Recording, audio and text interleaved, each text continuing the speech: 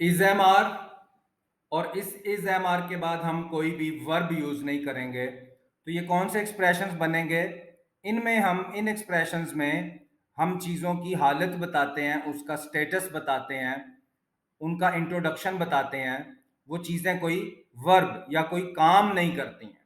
बहुत famous sentences अगर देखे जाएं तो ये जो आप हालचाल पूछते हैं ये भी इज एम आर में होता है। इसमें कोई वर्ब या एक्शन नहीं होता, कोई काम नहीं होता। जैसे आपने किसी को कहा हाउ आर यू, तो इसमें आपने उसका स्टेटस पूछा है, उसकी हालत पूछी है, उससे कोई काम नहीं करवाया या उसने कोई काम नहीं, यू ने कोई काम नहीं इसमें किया। और आपने देखा कि बहुत फेमस आपको नजर आ रहा है वेयर आर यू। आप किसी को फोन करते हैं और फोन करके पूछते हैं कि वेयर आर यू, तुम कहाँ हो। तो इसमें भी आपने उससे कोई काम नहीं करवाया, कोई वर्ब नहीं उसने किया, बल्कि उसका आपने स्टेटस पूछा, उसकी हालत पूछी है कि वेयर आर यू। किसी से टाइम पूछते हैं, व्हाट टाइम इज इट। ये भी याद रख लें कि टाइम पूछने का क्या तरीका है। व्हाट इज द टाइम, इस तरह नहीं पूछते। What time is it, what time is it. गौर करें, इसमें भी आपने स्टेटस पूछा है, हालत पूछी है किसी चीज की। कोई वर्ब, कोई काम, कोई एक्शन नहीं हुआ। तो what time is it, time क्या है, टाइम क्या हुआ है। व्हाट इज द टाइम नहीं पूछते। व्हाट डे इज टुडे, आज क्या दिन है।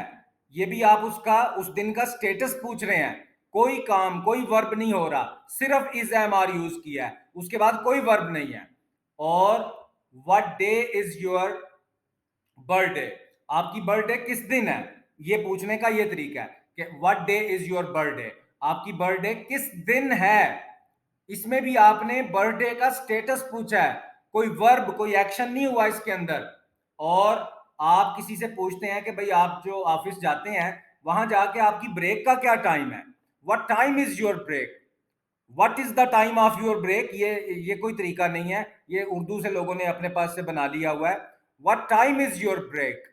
जब भी किसी से ऑफिस में आपने पूछना है, कुछ ऑफिस में डिफरेंट शिफ्ट्स होती हैं, किसी शिफ्ट की ब्रेक डिफरेंट टाइम पे होती है, किसी शिफ्ट की ब्रेक जो है वो किसी और टाइम पे होती है। तो वहां पे आप दूसरों को पूछ सकते हैं कि आपकी ब्रेक कितने बजे है, what time is your break. इसमें भी देखें, कोई काम, कोई वर्ब, खाना पीना, उठना, भागना, दौड़ना, कुछ भी नहीं हुआ। सिर्फ उसकी ब्रेक का स्टेटस पूछा गया है कि आपकी ब्रेक का टाइम क्या है। उसके बाद बहुत ही फेमस सेंटेंस है, हाउ ओल्ड आर यू, तुम्हारी एज कितनी है। कभी भी इस तरह नहीं पूछना व्हाट इज योर एज, कभी भी इस तरह नहीं पूछना आपने। ये गलत है, ये हम लोगों ने खुद बना लिया हुआ है, व्हाट इज योर एज। आप में से वो लोग जो हमारे पास इधर भी पाकिस्तान में भी काम करते रहे हैं और अब वो आउट ऑफ कंट्री जा चुके हैं, वो बहुत अच्छा इस डिफरेंस को समझते हैं कि वहां पे अगर कोई किसी से एज पूछता है तो वो पूछता है हाउ ओल्ड आर यू, ये नहीं पूछता व्हाट इज योर एज। ये बिल्कुल गलत है। उसके बाद हाउ टॉल आर यू, तुम्हारी हाइट कितनी है। व्हाट इज योर हाइट, ये गलत है, हाउ टॉल आर यू। और इसमें भी आप गौर करें, कोई वर्ब, कोई एक्शन, कोई काम नहीं हुआ, सिर्फ उसका स्टेटस पूछा गया है कि तुम्हारी जो हाइट है उसका स्टेटस क्या है, हाउ टॉल आर यू। उसके बाद जब आप किसी स्टोर पे जाते हैं स्पेशली क्लॉथ्स के लिए या शूज के लिए, तो वो पूछता है व्हाट साइज आर यू। जैसे हम उर्दू में कहते हैं भाई आपका क्या साइज है, आपने शूज लेने हैं, आपने क्लॉथ्स लेने हैं, तो वहां पे what is the size of your shoes इस तरह नहीं पूछा जाता, व्हाट साइज आर यू। तो आप समझ जाते हैं कि ये हमसे जो चीज हम लेने आए हैं उसका साइज पूछ रहे हैं, व्हाट साइज आर यू। तो आप आगे से आंसर में जो बहुत कॉमन आंसर है वो है आई एम अ साइज 8 या आई एम अ साइज 9 या आई एम अ साइज 30, अगर वेस्ट वगैरह बतानी है। ज्यादा कॉमन ये आंसर है। और इसमें भी कोई वर्ब, कोई एक्शन नहीं हुआ, आपने बस अपना स्टेटस बताया। बाकी और भी तरीके हैं इसको आंसर करने के। आई एम अ मीडियम, मैं मीडियम हूं, यानी ना बहुत बड़ा साइज मुझे पूरा आता है ना बहुत छोटा, आई एम अ मीडियम, ये भी आंसर हो सकता है। I am a large in shirts, के शर्ट्स के मामले में मैं, मेरा साइज लार्ज है। माई शू साइज इज 8, ये भी आप आंसर कर सकते हैं, ठीक है। तो बहरहाल सबसे ज्यादा जो इसका साइज का आंसर होता है आई एम अ साइज, और उसके बाद साइज 8 या 9 या 30, जितना भी आपने बताना है, जिस चीज को भी आप खरीदने गए हैं उसका साइज। कभी भी इस तरह नहीं पूछना what is the size of your shoes, ना वो पूछेंगे जो नेटिव लोग हैं, ना आप कभी इस तरह से पूछेंगे।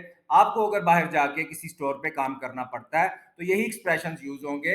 इन एक्सप्रेशंस में एक चीज कॉमन है कि इनमें काम कोई नहीं हो रहा, सिर्फ चीजों का स्टेटस पूछा जा रहा है, हाइट का स्टेटस, उसके साइज का स्टेटस, उसकी एज का स्टेटस, ब्रेक कब होनी है, बर्थडे कब होनी है, इसमें सिर्फ स्टेटस पूछा जा रहा है। और हाँ, उसके बाद कोई आपको फोन करके पूछता है कि वेयर आर यू, तो आप आंसर करते हैं आई एम ऑन माई वे, मैं रास्ते में हूँ। यानी जिसको आप कहते हैं कि बस मैं पहुंच रहा हूँ, आई एम ऑन माई वे, मैं रास्ते में हूँ। ये नहीं कि अभी मैं घर ही बैठा हुआ हूँ, मैं अपने रास्ते में हूँ, आई एम ऑन माई वे। उसके बाद it is round the corner, कोई आपको पूछता है फोन करके आप किधर हो, तो आप बताते हैं I am round the corner, कि मैं पास ही हूं। ये राउंड द कॉर्नर वैसे हमने ऊपर कवर भी किया हुआ है एक्सप्रेशन। तो I am round the corner, मैं करीब ही हूं। लेकिन अगर कोई पूछता है कि फलां फलां जो शॉप है वो यहाँ पे किस जगह पे है, तो आप कहते हैं it is round the corner, ये पास ही है, it is round the corner. Round the corner का मतलब होता है करीब। इवन आप किसी इवेंट के बारे में भी बता सकते हैं, जैसे मैं कहता हूं monsoon is round the corner, कि मॉनसून का जो मौसम है वो अब करीब ही है, आने वाला है। तो it is round the corner, monsoon is round the corner, फलां फलां shop is round the corner, कोई भी चीज, कोई इवेंट है, it is round the corner. जैसे आप कहते हैं Eid is round the corner, Christmas is round the corner, कि अब ये इवेंट आने वाला है बस। और उसके बाद it is out of the way, ये भी देखें सिंपल इज एम आ रहा है, कोई वर्किंग नहीं हो रही, कोई इसमें एक्शन, कोई काम नहीं हो रहा।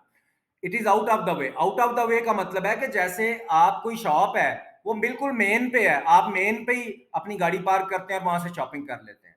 लेकिन एक शॉप है वो मेन से थोड़ा अंदर जाके है, तो आप कहते हैं ये थोड़ा आउट ऑफ द वे हो गई है, यहाँ पे जाना मुश्किल हो जाएगा। तो अगर कोई चीज आउट ऑफ द वे है तो इट मीन्स कि जो मेन उसकी एक्सेस है, जो मेन अप्रोच है, उससे थोड़ा वो दूर है।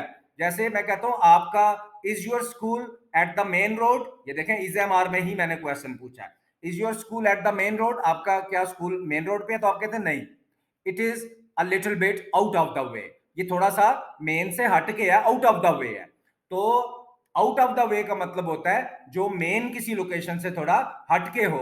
जैसे आप मेन किसी रोड पे जाते हैं तो कोई प्लाजा है, कोई शॉपिंग सेंटर है, वो मेन पे ही है, तो वो आपके लिए ज्यादा कन्वीनियंट है, आप अपनी कन्वीनियंस पे वहां पे शॉपिंग कर सकते हैं। लेकिन एक और कोई शॉपिंग सेंटर है वो थोड़ा मेन से दूर आपको अंदर जाना पड़ता है, तो वो थोड़ा क्या हो गया, आउट ऑफ द वे हो गया। सेक्रेटरी, प्रोनाउंसिएशन में एक वर्ड ठीक कर लें, हम अक्सर बोलते हैं सेक्रेटरी। इवन बड़े बड़े जो ग्रेड्स हैं उन पे भी जो लोग बैठे हुए हैं उनके बारे में भी हम कह देते हैं कि सेक्रेटरी साहब हैं। सेक्रेटरी नहीं, सेक्रेटरी, सेक्रेटरी। स्लोली इसको प्रैक्टिस किया करें, उसी वक्त सीखने की कोशिश ना किया करें, स्लोली इसको कुछ दिन तक ये आपको आ जाएगा। सेक्रेटरी, सेक्रेटरी आज जो है ठीक होना शुरू हो जाएगा, परफेक्ट ये कुछ दिनों में होगा। सेक क्योंकि पूरी लाइफ अगर इसको सेक्रेटरी बोला है तो अब it will take some time, ये कुछ टाइम लेगा। सेक्रेटरी, सेक्रेटरी, इसको सुन भी लें, secretary, secretary, secretary, secretary, और वोकैबुलरी में आउट ऑफ द वे हमने यूज किया है एक्सप्रेशन, और ऊपर हमने इसको यूज भी कर लिया, बल्कि इसका मीनिंग वैसे ऊपर कवर हो गया। आउट ऑफ द वे होता है जो जगह मेन से या मेन आपकी जो अप्रोच है उससे थोड़ा हटके हो। तो हम कहते हैं कि आपका जो घर है वो बिल्कुल मेन पे है, वो जो रोड है उसकी मेन पे, आप कहते नहीं थोड़ा सा आउट ऑफ द वे है, थोड़ा हटके है, थोड़ा सा, थोड़ा दूर है। तो आउट ऑफ द वे भी हमने यूज किया। और सेक्रेटरी का जो वर्ड है इसको भी ठीक करें, सेक्रेटरी।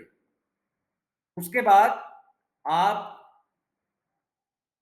ये देखें कि आज इज एम आर के अंदर हमने वर्किंग, इज एम आर कोई वर्ब नहीं लेना।